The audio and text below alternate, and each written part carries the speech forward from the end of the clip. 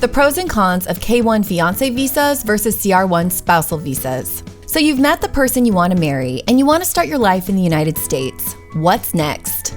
Two common paths, K-1 Fiancé visas and CR-1 spousal visas.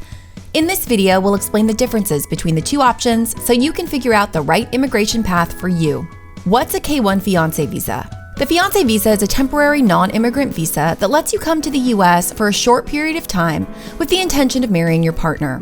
If you want to stay in the U.S. permanently, you'll need to get married within 90 days of entering the U.S. on a K-1 visa and then subsequently adjust your status to a marriage-based green card. Important note, K-1 visas are only available when the spouse is already a U.S. citizen.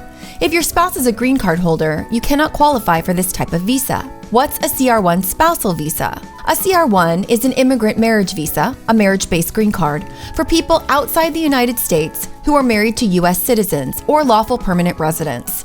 The purpose of this visa is to allow a married couple to live together in the United States. CR stands for conditional resident, and only couples who've been married for less than 2 years can apply for this visa. It's available to spouses of both U.S. citizens and green card holders, though the processing times are different depending on the U.S. spouse's citizenship status. Eligibility. To be eligible for a K-1 Fiancé visa, you have to plan to marry your U.S. citizen partner within 90 days of your arrival in the U.S. You can't extend this date, so you also have to prove that you can legally marry and prove that you plan to maintain a bona fide marriage. Couples who are interested in K-1 visas must also have met in person in the last 2 years. For both K-1 visas and CR-1 visas, you and your spouse will have to prove your marriage is real during your interview with a consular officer. If the embassy doesn't believe it's a bona fide marriage, they'll request more information or, in most cases, send your case back to the USCIS. If this happens, it can be problematic for K-1 applicants because the window of approval is only 4 months. For CR-1 applicants, there's no termination date, which means the applicant has more time to respond to questions about their relationship. Essentially, if you want to qualify for a marriage-based green card, you have to prove that your marriage to the U.S. citizen or lawful permanent resident is legal and real. How long does each visa take? The processing time to get your K-1 visa can vary from 11 to 17 months, but these times change from year to year. Note that the window of time does not include the time that it takes to adjust status from a K-1 visa to a marriage-based green card.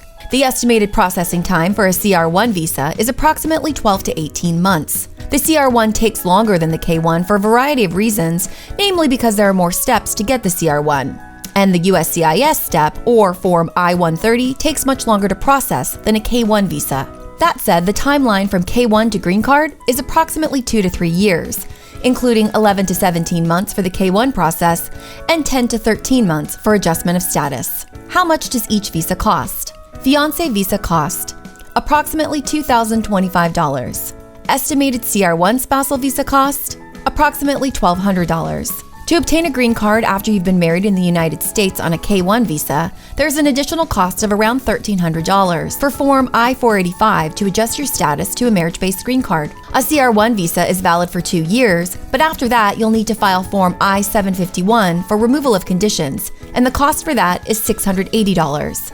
If you're cost-conscious and willing to wait to see your spouse, the CR-1 visa is a more affordable option. In both cases, the costs go up considerably if you need legal support to complete your petition. At RapidVisa, we simplify the immigration application process and stay with you from beginning to end. Get started now by clicking the link in our description. K-1 versus CR-1 Visa Approval Statistics. By and large, the CR-1 visas have a higher approval rate, according to USCIS reports. About 90% of I-130 petitions are approved, although this percentage includes more than just spousal visas. For K-1s, USCIS data shows that about 75% of I-129F petitions are approved. Other important factors. If you're still not sure which visa is right for you, here are some other important factors to consider. If you go the K-1 visa route, the sponsor's partner won't have work authorization or a social security number, and they won't be able to travel outside the United States for 3 to 6 months after coming to the U.S., getting married, and filing for adjustment of status. Because of this, a lot of couples work on their I-485 beforehand so they can get married immediately and file I-485. This application also includes work authorization, advance parole, etc.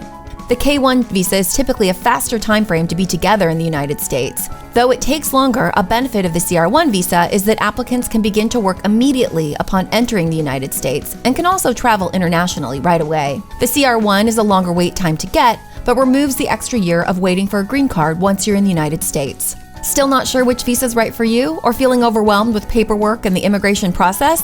RapidVisa can help. Get started on your petition by clicking the link in our description. Thanks for watching.